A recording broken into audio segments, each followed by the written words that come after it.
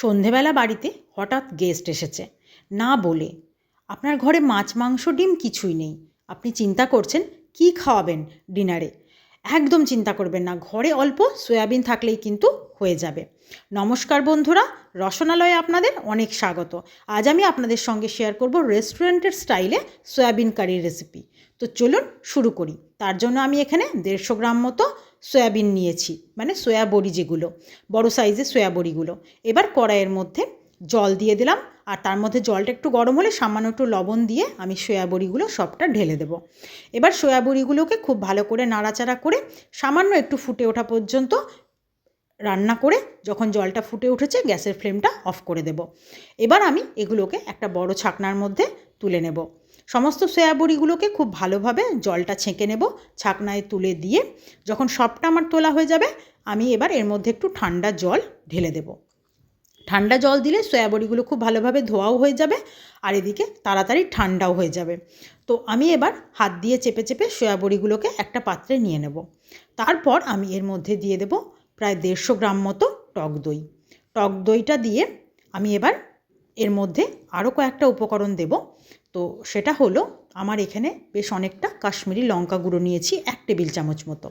1 table চামচ কাশ্মীরি লঙ্কা গুঁড়োটা দিয়ে দেবো। আর এখানে 1.5 টেবিল চামচ মতো আছে আদা আর রসুন বাটা। আদা রসুন বাটাটাও সবটা দিয়ে দেব। তারপর আমি এর মধ্যে দিয়ে দেব একটু কাসুরি মেথি, যেটা আমি হাতে নিয়ে হাতের তালু দিয়ে খুব ভালো করে গুঁড়ো করে নেব, করে তারপর এর মধ্যে মিশিয়ে দেব। এবার এই সব কটা উপকরণ দেওয়ার পর আমি সয়াবিনটাকে খুব ভালো করে হাত দিয়ে মেখে নেব। সয়াবিনটা মেখে নিয়ে আমি কিছুক্ষণ কিন্তু এটা ম্যারিনেট করে রেখে দেব। আধ ঘন্টা রাখলেই যথেষ্ট। আপনার হাতে যদি সময় কম থাকে আপনি 15 মিনিটও রাখতে পারেন। এরপর আমি এটাকে খুব ভালোভাবে মেখে নেব, যেন একদম ওপর থেকে নিচ পর্যন্ত সুন্দর করে সমস্ত সয়াবিনের গায়ে এই উপকরণগুলো লেগে যায়। এবার মাখানো ভালোভাবে হয়ে গেলে আমি ঢাকা দিয়ে এটাকে আধ ঘন্টার জন্য রেস্টে রেখে তারপর আমি চলে যাব কড়াই গরম করে তার মধ্যে সাদা তেল দিয়ে দেব। আমি রান্নাটা সাদা তেল আর ঘি মিশিয়ে করব। আপনারা চাইলে কিন্তু শুধু ঘি দিয়েও করতে পারেন, তবে সেক্ষেত্রে অনেকে পছন্দ করে না এত ঘি খেতে, তাই আমি সাদা তেল আর ঘি মিশিয়ে করছি। এবার এখানে দিয়ে দিলাম 1 চামচ ঘি। ঘিটা খুব ভালো করে তেলের সঙ্গে মিশিয়ে গলিয়ে নেব। এবার আমি এর মধ্যে দিয়ে দেব ফোড়ন। ফোড়নের জন্য 2টো তেজপাতা দিলাম, দিয়ে দেব 3-4টে শুকনো লঙ্কা। শুকনো লঙ্কা ফোড়নে এই ঘিয়ের মধ্যে দিলে কিন্তু বেশ সুন্দর একটা গন্ধ বেরোবে।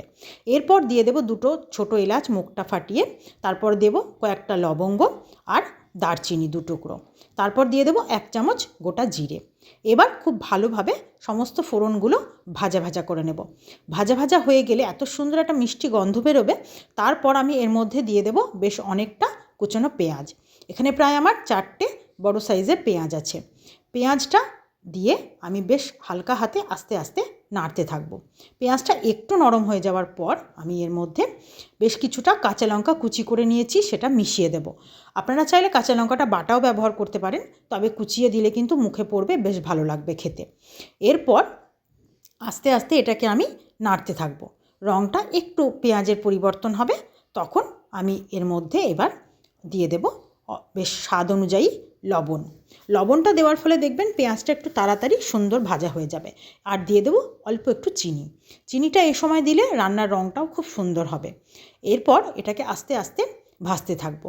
একটু কিছুক্ষণ ভাজা হয়ে যাবে তখন দিয়ে দেব অল্প পরিমাণ হলুদ, আর দিয়ে দেব 1 টেবিল চামচ জিরে গুঁড়ো, আর দেব 1/2 চামচ ধনে গুঁড়ো। এই 3টে উপকরণ আবার দেওয়ার পর খুব ভালো করে মশলাগুলোকে আমি পেঁয়াজের সঙ্গে মিশিয়ে নেব। মেশানো হয়ে গেলে যখন একটু ভালোভাবে ভাজা হয়ে যাবে, আর দেখুন পেঁয়াজের সঙ্গে মশলাটা মিশে সুন্দর একটা রং হয়েছে, তখন আমি এর মধ্যে বেশ 2টো বড় সাইজের টমেটো কুচি করে নিয়েছি। যতটা পারবেন ছোট করে কুচি করার চেষ্টা করবেন। কুচি করে আমি এর মধ্যে মিশিয়ে দেব। রান্নাটা যেহেতু রেস্টুরেন্ট স্টাইলে, তো এইভাবে যদি রান্নাটা করা যায় স্বাদ কিন্তু অনেকটাই বেড়ে যাবে। আর টমেটোটা গলা গলা হওয়া পর্যন্ত আমি এটাকে নাড়তে থাকব।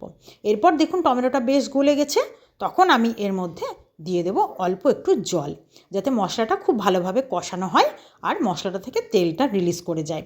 এরপর এটাকে খুব ভালোভাবে মিশিয়ে আমি ঢাকা দিয়ে কিছুক্ষণ রান্না করব, যতক্ষণটা মশলাটা খুব ভালোভাবে কষানো হচ্ছে। নতুন পুরনো সকল বন্ধুকে আমার চ্যানেলে স্বাগত জানিয়ে যে সকল বন্ধুরা নিয়মিত আমার ভিডিও দেখছেন, আমার পাশে আছেন, তাদেরকে আমার অসংখ্য ধন্যবাদ। আর যে সকল বন্ধুরা আজকে হয়তো আমার ভিডিও প্রথম দেখছেন, এখনও চ্যানেলটি সাবস্ক্রাইব করা হয়নি, তারা প্লিজ চ্যানেলটি সাবস্ক্রাইব করে পাশে থাকা বেল আইকনটি প্রেস করে দেবেন। নতুন নতুন ভিডিওর নোটিফিকেশান সব আগে আপনাদের কাছে পৌঁছে যাবে। আর যে সকল বন্ধুরা আজকেই ফেসবুক পেজ থেকে আমার ভিডিওটি দেখছেন, তারা অবশ্যই পেজটি ফলো করে দেবেন। এরকম সুন্দর সুন্দর রেসিপি পেয়ে যাবেন।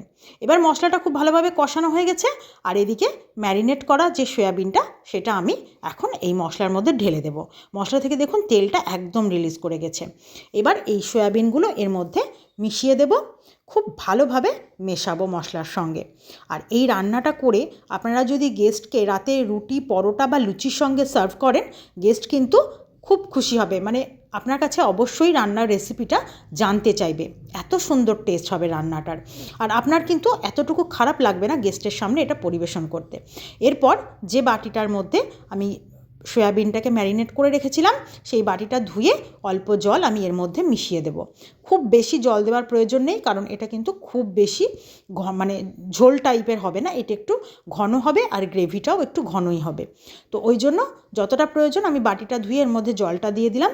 এবার দেখুন খুব ভালোভাবে যখন ফুটে উঠেছে, এখানে সেদ্ধ হওয়ার তো কিছু নেই, যেহেতু সবটাই কষানো হয়ে গেছে ভালো করে। তো এই সময় আমি এর মধ্যে দিয়ে দেবো বেশ অনেকটা পরিমাণ ধনেপাতা কুচি। ধনেপাতা কুচিটা একটু বেশি করে দিলে কিন্তু এটার স্বাদটা অনেকটা সুন্দর হবে। তারপর এটাকে আমি ঢাকা দিয়ে রেস্টে রেখে নামিয়ে নেব। দেখুন দেখতে কতটা লোভনীয় হয়েছে, আর স্বাদ কিন্তু বলার কিচ্ছু নেই, দুর্দান্ত। তো আপনারা অবশ্যই বাড়িতে একবার এইভাবে রেস্টুরেন্ট স্টাইলে সয়াবিন রান্না করে দেখুন। আমি কথা দিচ্ছি আপনাদের তো ভালো লাগবে, সঙ্গে যদি গেস্টকে পরিবেশন করেন তাদেরও দুর্দান্ত লাগবে। আর রেসিপি ভালো লাগলে সবসময় যেটা বলে থাকি, লাইক, শেয়ার, কমেন্ট করতে ভুলবেন না। আজ এই পর্যন্তই, আবারও চলে আসবো নতুন কোনো রেসিপি নিয়ে। ধন্যবাদ।